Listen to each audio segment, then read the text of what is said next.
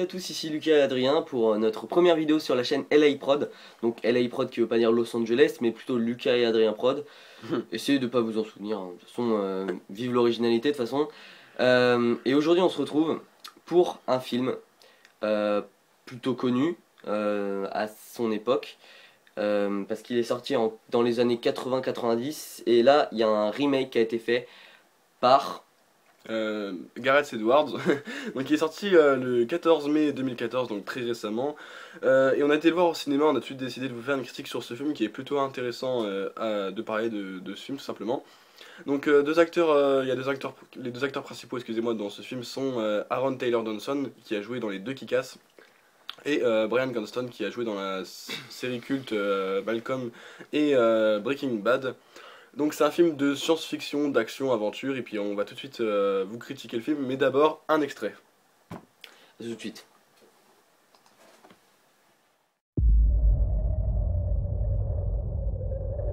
Je veux parler à un responsable. Personne ne vous croit quand vous dites que ce qui s'est passé était une catastrophe naturelle. Vous mentez. Ce n'était ni un tremblement de terre, ni un typhon. Parce qu'en réalité, vous essayez de cacher quelque chose.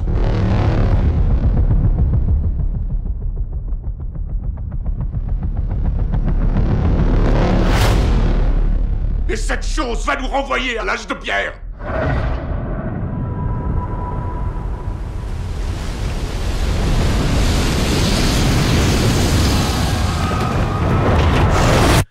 Que Dieu nous protège. En 1954, nous avons réveillé quelque chose. Tous ces essais nucléaires dans le Pacifique n'étaient pas des essais. Ils essayaient de le tuer.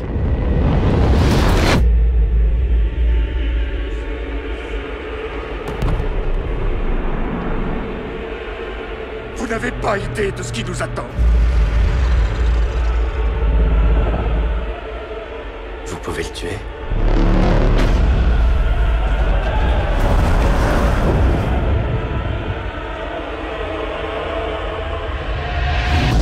L'arrogance de l'homme, c'est de penser qu'il maîtrise la nature.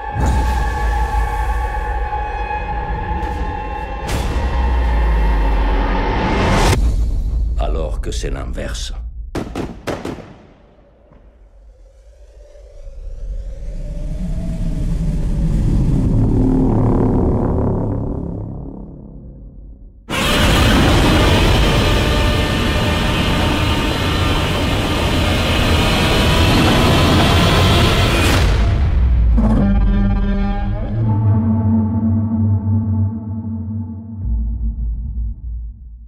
Donc nous revoilà après cet extrait plutôt bluffant, parce que la bande-annonce est plutôt bluffante, hein, faut le dire, ça nous donne vraiment envie d'aller voir le film. Et franchement, cette bande-annonce ne spoil pas tant que ça, hein. Franchement, il y a vraiment des grosses surprises dans le film. Alors déjà, ce que je voudrais dire, dans l'intégralité, la globalité du film, c'est qu'il respecte vraiment ce pourquoi il a été fait. C'est-à-dire, en fait, c'est pas un film où on va chercher vraiment un bête de scénario, un bête de truc vraiment plongeant, on va dire ça comme ça, parce que en fait c'est plus un film où en fait c'est juste un gros monstre, enfin des gros monstres plutôt, qui défoncent tout, et les humains sont dans la merde et ils essayent de faire quelque chose. Voilà, c'est un film de divertissement en fait. Et c'est là que comment dire, il fait vraiment le taf, parce que il réussit vraiment à nous divertir. Les effets spéciaux sont vraiment ouf, ouf. Il n'y a pas un moment d'ennui dans le film, c'est ça qui est vachement bien. Voilà, vous vous ennuyez à aucun moment. Bon, il y a des scènes un peu inutiles, donc attention, parce que si vous n'avez pas encore vu le film, on va spoiler là dans cette critique. Donc si vous n'avez pas encore vu le film, ne regardez pas cette critique, ou au moins allez voir le film et ensuite revenez à 4 minutes 30. Non, je rigole, pas du tout. Non, mais en fait on est un peu obligé de spoiler assez rapidement, parce que vu qu'on va parler de l'intégralité du film, on est un peu obligé de vous spoiler. Et aussi on va vous parler un peu d'abord des plus du film, les points positifs. Donc les points positifs, bah, comme on en a déjà assez rapidement parlé, c'est les effets spéciaux, hein. Les effets spéciaux sont tout simplement à couper le souffle. Les images de synthèse sont folles. En gros, on s'ennuie jamais dans le film, on est toujours pris dedans à fond, et c'est vraiment assez énorme. Surtout qu'il y a aussi, on peut retirer un point positif, c'est qu'il n'y a pas que un monstre en fait, il n'y a pas que Godzilla, il y a 3 monstres en fait. Et c'est ça qui apporte un peu comment dire, de la diversité en fait. En fait, c'est un peu une sorte de fansub. Pour ceux qui savent pas ce que c'est que le fansub, c'est en fait c'est une manière. Bon, c'est un film un peu commercial, faut le dire quand même, hein, c'est normal. Faut bien qu'il fasse de la thune avec 215 millions de budget. Oui, il y a 215 millions de dollars de budget sur ce film, donc faut bien rentabiliser le truc. Ouais, tu m'étonnes. Et du coup, ils ont utilisé une technique qu'on appelle le fansub. C'est une technique qui fait que, en fait, les réalisateurs, enfin le réalisateur sur ce coup, font ce que un petit peu les fans demandent. Et qui n'a jamais rêvé de voir Godzilla défoncer un autre monstre, genre Godzilla contre, je sais pas moi, Ouais. un monstre de ouf. Surtout là, C'est comme un peu. surtout que là, il y en a 2 quoi. Ouais, c'est voilà, ça c'est qui comme est- si un jour on faisait un film Batman contre Superman, quoi. C'est truc de ouf. Ou DC Comics contre Marvel. C'est Ouais, ça, serait c'est ce qu'on appelle du fansub. Et c'est un petit peu ce qu'ils ont fait dans ce film. Parce qu'en allant le voir, vous pensez que vous allez voir que du Godzilla qui va défoncer les gens et tout, ça va être trop drôle. Et en fait, c'est presque le contraire. Et en fait, c'est presque le contraire. Parce que dans ce film, ça c'est un peu un point négatif quand même. Godzilla est montré comme étant un petit peu humanisé. Oui, il est gentil en fait. C'est un peu- C'est-à-dire qu'il est gentil. En fait, il est montré comme étant le rétablisseur. Enfin, je sais pas trop si on peut dire ça comme ça, mais le rétablisseur du le cycle protecteur- naturel en fait. Ouais, voilà, le protecteur de la nature, un peu comme Voilà, ça. voilà, on peut dire ça comme ça. Et comme il a vu que des monstres, en fait, en fait, c'est un peu des mantes religieuses en fait. Ouais, mais C'est- en géant. Ouais, en géant, mais 90 mètres le machin. Et du coup, c'est vraiment la merde. Et en fait, ces monstres sont à la recherche de radioactivité. Parce qu'en fait, elles sont nourrices pour vivre Ouais, ils veulent se reproduire pour et grandir. justement, Voilà. ils Et, ils veulent se reproduire pour justement qu'il y ait encore plus de monstres dans le monde et complètement dévaster tout quoi en gros. et c'est là que Godzilla intervient. Et il les les défonce, défonce. tout simplement, voilà. Mais les humains ont quand même un impact. Parce que à la fin du film, barrez-vous si vous n'avez pas vu le film, sinon je vous gâche tout là. Mais à la fin du film, Aaron Taylor Johnson va couper une vanne en fait d'eau où en fait le monstre, avant le combat final contre Godzilla, en fait ils vont faire un combat final contre Godzilla et ils vont commencer à le défoncer en fait. Ils vont commencer, vu qu'ils sont deux en fait contre lui, le mâle et la femelle, ils vont commencer à défoncer Godzilla. Et le truc, c'est que bah, il peut rien faire Godzilla, il se fait complètement écraser. Et en fait, la femelle, avant de partir au combat, avait laissé ses petits, en fait, on va dire ça comme ça, parce que c'est un peu des monstres le truc, et c'est des vulves en fait, des trucs dégueulasses, vraiment dégueulasses, un truc de monstre qui représente vraiment bien le truc. Et je sais pas si c'est vraiment comme ça pour les mantes religieuses ou les sauterelles, j'en sais rien. Et en fait, le héros principal, Aaron Taylor Johnson, donc, incarné par Aaron Taylor Johnson, qui est un militaire, pendant une intervention où il devait récupérer une bombe atomique qui était dans la ville, et du coup il devait la récupérer pour pas qu'elle explose, parce qu'en fait les mantes religieuses géantes voulaient la manger après, mais du coup ça aurait peut-être explosé et tout, ça aurait été la merde. Et du coup ils l'ont récupéré, mais après, avant de partir, Aaron Taylor Johnson a explosé une vanne d'eau qui a fait que ça... de fuel, pardon. Et comme il y avait du feu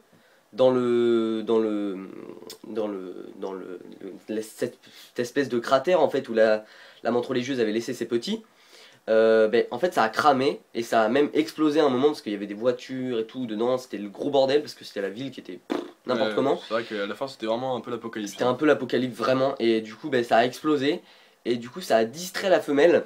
Parce qu'en fait, dans ce film, c'est la femelle, un peu le papa, on va dire. Elle fait 90 mètres, lui, il fait 20 mètres. Donc on va dire ça comme ça. Bon, 20 mètres, c'est pas de la merde, mais 90 mètres, c'est... Voilà, quoi, c'est bien. Et Godzilla fait aussi 90 mètres, 100 mètres, même plus, je sais pas, c'est un monstre de ouf. C'est vrai que Godzilla est vachement gros dans le film. Ouais, hein. et d'ailleurs, c'est vachement bien fait. Hein. Ouais. Et... donc revenons-en à ce qu'on était en train de dire. La menthe religieuse va revenir du coup pour voir si ses petits sont vraiment morts, parce qu'elle est son instinct un peu maternel. D'ailleurs ils ont un peu humanisé le truc et tout, c'était un petit peu n'importe quoi. Et du coup la menthe religieuse est revenue. Et du coup ça a permis à Godzilla de se relever, de défoncer le mec qui était encore sur lui, tu vois, en train de le défoncer, tu vois. Et là Godzilla, mais il a fait, mais non mec, t'es tout seul maintenant. Et il l'a défoncé. Et donc du coup ça faisait un hors service. Et du coup Godzilla il s'est vraiment énervé. Et à ce moment là, point négatif. Voilà, Je sais pas si c'est un point négatif ou si c'est vraiment dans l'histoire. C'est vrai qu'à la fin, je précise Mais je que pense que ça part un peu, enfin on va pas dire en couille, mais c'est vrai que ça devient un petit peu n'importe quoi parce qu'on s'attendait pas du tout à ça. En gros, c'est un peu un spoil encore une fois, mais Godzilla va lancer comme une sorte de feu, mais un espèce de laser bleu, en fait c'est assez spécial. Et en fait Godzilla lance pas du tout du feu, hein, on s'est même renseigné, il lance pas du tout du feu, c'est juste un espèce de gros monstre qui détruit tout sur son passage. Et là justement bah, il est gentil, donc c'est un petit peu n'importe quoi. C'est pour ça à la fin même on s'est regardé, on s'est dit mais what. C'était un peu bizarre. non mais après le truc que ce soit le rétablisseur de la nature, ça colle encore, Ouais. ça colle.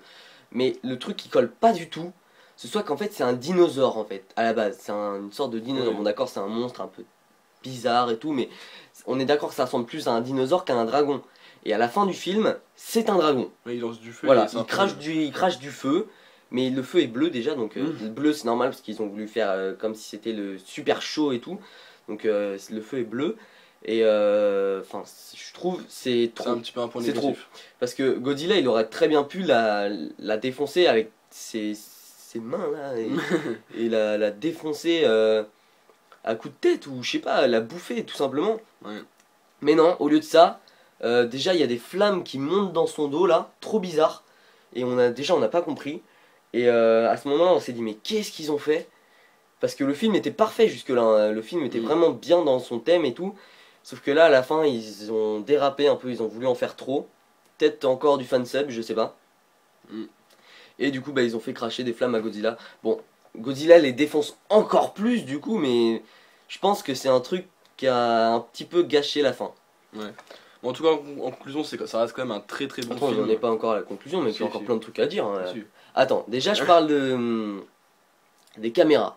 Parce que les caméras, faut quand même dire que pendant les premières heures du film, sont vraiment super bien gérées. Parce qu'à la fin, en fait, on voit Godzilla dans son entier, en entier, en fait. Mais dans les débuts, on voit que des bouts de Godzilla. Par exemple, à un moment, il passe sous un sous-marin et c'est là qu'on se rend compte de son immensité. On voit vite fait un gros pied de Godzilla quand il est à l'aéroport pour défoncer la menthe religieuse là. Et les caméras sont vraiment bien faites parce qu'en fait on peut pas vraiment s'imaginer la taille de Godzilla. Par exemple là on vous mettra l'image du film qu'on a en face des yeux nous. Et si vous regardez bien, là l'image du film, là il y a quand même l'Empire State Building qui est juste à côté, hein. Donc faut se le dire. Et l'Empire State Building, je crois, je suis pas sûr de moi, il fait dans les 200 mètres. Voilà. Ouais, c'est vrai que c'est énorme. Il fait dans les 200 mètres le bordel. Et là, Godzilla fait presque 2 fois sa taille. Donc c'est vraiment énorme. Et le truc, c'est que sa grandeur est vraiment vachement bien faite dans ce film. Parce qu'en fait, c'est pas comme des films où des fois, vous voyez, le monstre, il sera gigantesque. Et d'autres fois, il sera un peu plus petit. Mais on sait pas pourquoi. Là, ils ont vraiment bien géré le truc. Ils ont fait en sorte que ce soit vraiment la même taille à chaque fois. Et c'est vraiment impressionnant. Très impressionnant. Ouais, ça c'est vrai. C'est vrai que c'est super impressionnant. Et quand on voit Godzilla, mais en fait, il y a un moment dans le film Sur où. le pont, peut-être.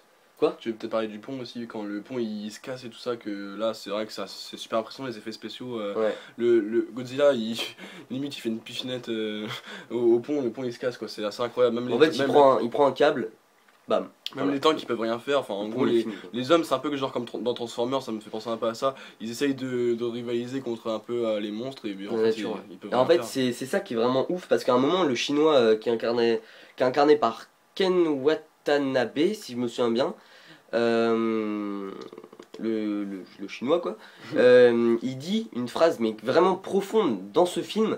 C'est en fait, je vous la cite, c'est l'erreur des hommes, c'est de croire qu'elles contrôlent la nature alors que c'est complètement l'inverse. Ça, c'est Et vrai. ça, c'est vraiment ce qui marque le film, parce que là, c'est vraiment ce qui est en train de se passer. En fait, les hommes ont pensé qu'on pouvait contrôler Godzilla, les monstres et tout, parce qu'au début, la menthe religieuse est sous pression, elle est dans un central à radioactivité, dans une zone de quarantaine, mais qu'en fait, c'est pas une zone de quarantaine, c'est juste parce qu'il y a un monstre, ils le savent depuis le début, et ils essayent de le contenir. Sauf qu'à la fin, en fait, il y aura tellement de radioactivité qu'en fait, le même effet va recommencer.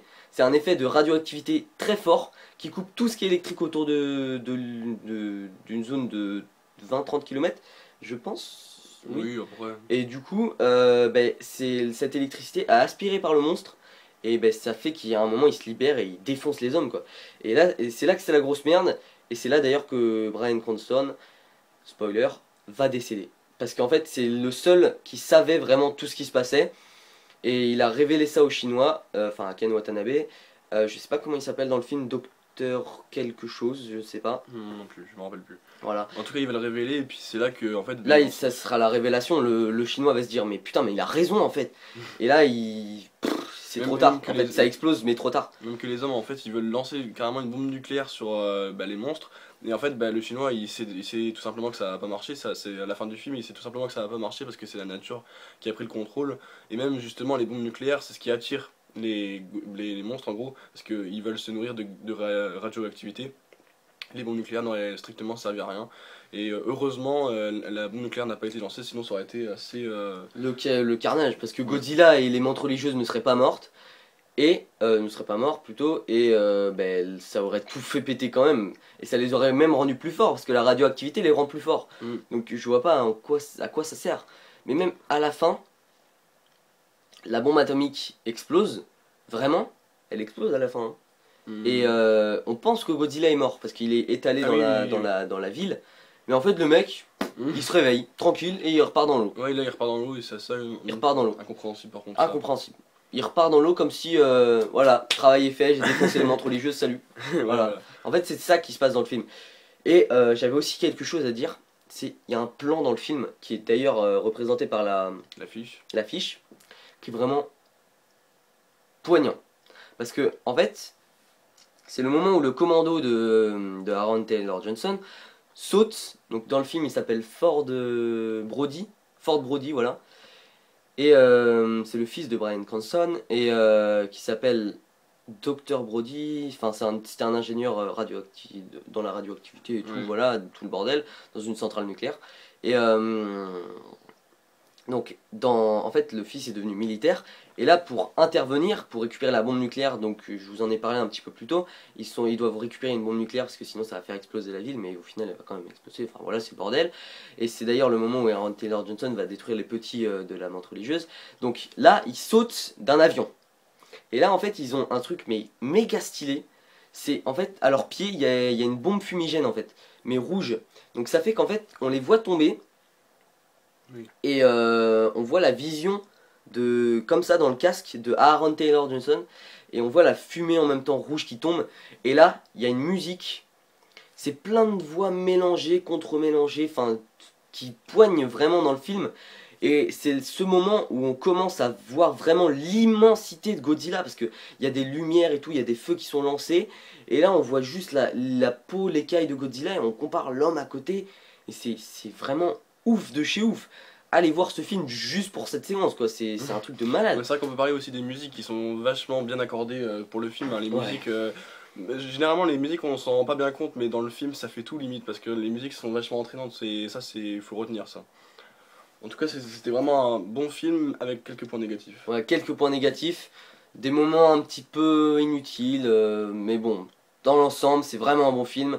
Et personnellement, je vous conseille d'aller le voir. Ouais, moi aussi, je vous conseille d'aller le voir. Surtout qu'il y a déjà un 2 qui est en tournage. Et oui, déjà le Godzilla 2 a été annoncé, ouais. Est en tournage, donc c'est quand même assez impressionnant. Je pense qu'il sortira dans un an à peu près, donc c'est quand même assez impressionnant. C'est pour dire que le film a quand même bien marché. Donc on vous conseille d'aller voir ce film qui est quand même assez énorme. Et puis si on devait mettre une note sur 10, moi je mettrais un 8 sur 10. Un bon 8, ouais, un bon 8. En tout cas, c'était vraiment un bon film, allez le voir. Un bon 8 niveau divertissement, parce que niveau scénario, n'allez pas chercher vraiment quelque chose de vraiment profond. Mais niveau divertissement, là vous allez être servi, hein, même au-dessus. Hein, il pèse niveau divertissement. C'est sûr que le scénario n'est pas très énorme. Il tient la route quand même. Hein. Il tient la route, mais il est pas non plus super recherché, c'est pas genre un Sherlock Holmes quoi. C'est vraiment un bon scénario quand même, mais c'est pas super recherché non plus quoi. Allez, nous on va vous laisser et allez voir des films et surtout celui-là. J'espère que cette critique vous aura plu. Allez, ciao. Ciao.